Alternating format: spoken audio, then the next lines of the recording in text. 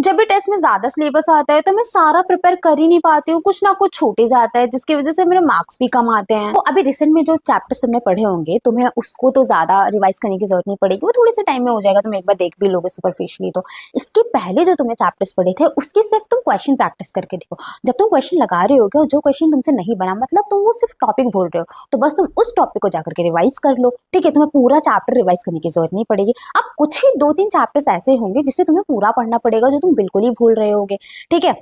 देखो होता क्या है ना, जब कोई मेजर टेस्ट आता है तो मेजर टेस्ट के लिए आप पूरा सिलेबस नहीं रिवाइज कर सकते। कुछ चैप्टर्स को तुम शॉर्ट नोट से रिवाइज करोगे, शॉर्ट नोट में सारी इंपॉर्टेंट चीजें आ ही जाती हैं, सारे फॉर्मूलाज, सारे इंपॉर्टेंट लाइन, सारे एग्जाम्पल्स, तो वो जल्दी से रिवाइज हो जाता है, ठीक है। और तुमने अपनी मिस्टेक नोटबुक बनाई होगी तो वो मिस्टेक नोटबुक रिवाइज कर लो, जो तुमने पिछले टेस्ट में जितनी भी मिस्टेक्स करी वो तुमने देख लिया, वो मिस्टेक अब तुमसे नहीं होगी।